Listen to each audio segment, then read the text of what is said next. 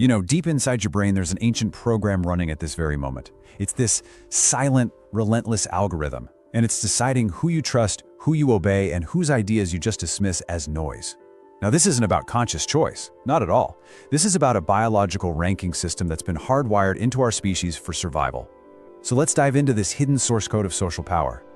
We all like to think we're rational, right? That we're good judges of character. We think we weigh the evidence, listen to logic, and go with the most compelling argument.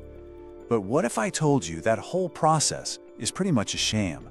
What if the verdict on someone's credibility is handed down before the trial of their ideas even begins? And that right there, that's the central, unsettling paradox we're going to deconstruct today. The most important decisions your brain makes about other people, they happen subconsciously, automatically, and in a fraction of a second. This is the reality of your brain's social operating system. So, it's time to pull back the curtain. We're about to expose the invisible biological program that filters your reality, pre-selecting who gets your attention and who just remains unheard. And look, this isn't some pop psychology thing. This is a forensic look at the neurobiology of influence. This all comes down to a concept we can call attentional gatekeeping. See, your brain just doesn't have the time or the metabolic energy to analyze every single person and idea equally. It can't. So it runs a triage protocol. It assigns its social score, a rank, and it uses that score to decide where to put its most precious resource, focus. So next time you find yourself kind of ignoring that person in the corner of the room, just understand this: it probably wasn't a conscious choice. Your brain already made that decision for you. Now, what's really interesting and frankly kind of tragic about all this are the real-world consequences. This isn't just some quirky brain feature. No, it's a system failure that explains why so many organizations, governments, even entire societies fail to act on their best information.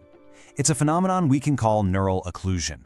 And it leads to a scene we've all witnessed, right? I mean, picture a meeting. You've got the quiet expert who literally has the solution, the data-backed multi-million-dollar answer, but their delivery's hesitant, their status signals are low. And then across the table you have the charismatic incompetent. They make some generic, obvious point, but with unwavering confidence. So who does the room listen to? Well, the algorithm has already decided. The expert's voice gets filtered out before their data can even be processed. It's the same reason a startup with a mediocre idea but a super slick, confident founder gets all the funding, while a genius with a world-changing product who can't sell the room walks away with nothing. So, the crucial point here is this: neural occlusion isn't about people consciously disagreeing with an idea. It's a state where their brains literally don't allow the idea to be fully heard in the first place. Once the algorithm tags someone as a low-priority node, their input is neurologically muffled. It's like a radio station just fading into static. And this leads to what you could call institutional blindness, where an entire organization is biologically incapable of hearing the truth from the very people who actually have it. All right, so how does this machine actually work? Let's pop the hood and run a full diagnostic. We're moving into a forensic teardown of the internal audit system your brain uses to rank every single person you meet. This is the neurosort algorithm. The whole process runs in 4 distinct subconscious phases. It starts with an incredibly fast scan, then a decision to either engage or dismiss, followed by some social confirmation, and finally a self-reinforcing loop that just locks in the rank. So let's break down each one of these steps. The speed here is just staggering. In the first 200 milliseconds, that's less than a quarter of a second, your brain completes phase 1 thin slice indexing. Your brain scans for these primitive markers of status: economy of motion, steadiness of gaze, focal pitch. It's not looking for intelligence, it's looking for signals of autonomy versus neediness. Calm, slow movements signal control. Jittery, fast movements signal a threat response. And by millisecond 201, a rank has already been assigned and the gate is either opening or slamming shut. And once that tag is assigned, your brain acts. If the algorithm assigned a high status tag, boom, your brain opens its analytical gates. It actively starts allocating cognitive resources to find the wisdom and the value in what that person is saying. It actually wants to agree. But if the tag is low status, the brain engages dismissal mode. It literally reroutes its energy to find errors or irrelevance or just any reason to ignore the input. It's actively looking for the off-ramp to get out of this conversation. The game is rigged from the start. Then, the final 2 phases, they just lock it all in. In phase 3, mirroring validation, your brain scans the room to see who everyone else is subconsciously mirroring. If the whole group is leaning in, nodding, matching the posture of one person who speaks, your brain takes that as powerful confirmation of their high rank. And this flows right into phase 4, the priority feedback loop. The high-status person speaks with ease because they feel the room's approval. They aren't being challenged.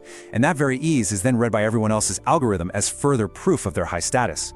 The winner just keeps winning because everyone's brain is clearing the path for them. So why? Why would our brains evolve such a flawed, biased system? I mean, it seems completely counterproductive in our modern world of complex data. But like most things in biology, this system exists for a brutally efficient reason. It's a shortcut born from the cold, hard logic of survival. It all comes down to something called cognitive load reduction. See, performing a full rational analysis of every piece of information is metabolically expensive. It burns calories our ancestors couldn't afford to waste. So the algorithm is a cheat code. It operates on a simple, ancient idea. The person at the top of the hierarchy, the one who looks calmest, most in control, they must have critical survival data. Info like where's the water, which berries are poison, or is that a threat over there? So to save energy, the brain just decides to trust them by default. It's a priority bias designed for swift, unified group action. And this isn't just a thought process, it's chemical.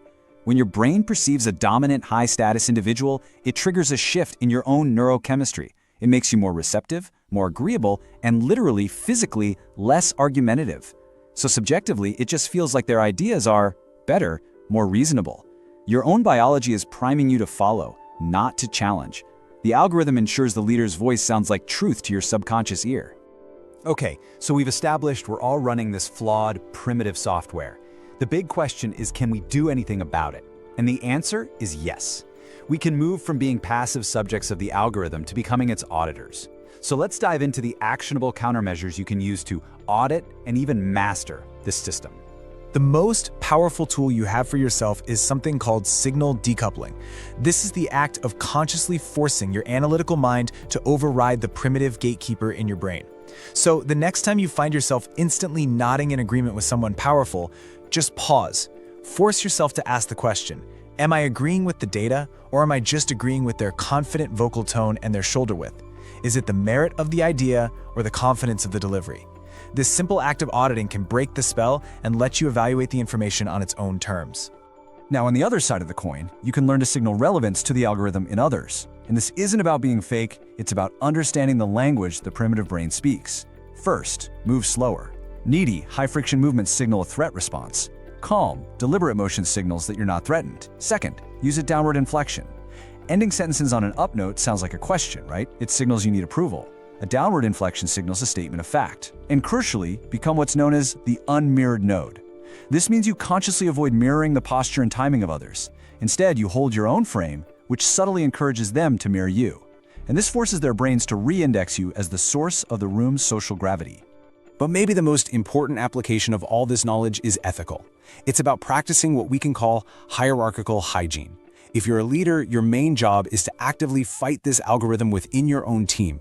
You have to consciously anti-algorithm your meetings. What does that mean? It means actively asking for opinions from the quiet ones, the low-signal individuals first.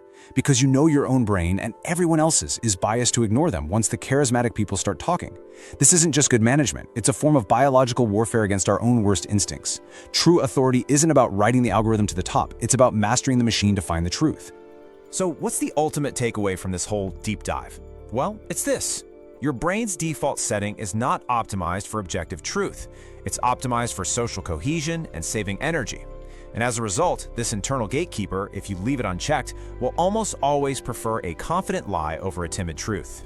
Which leaves us with a final and pretty provocative thought. For your most important ideas to be heard, being right is not enough. You must first be seen as relevant by the primitive, silent ranking system that's operating in the mind of every single listener. Understand the code, audit its influence, and then you can make sure the best ideas, whether they come from you or someone else, are the ones that actually win.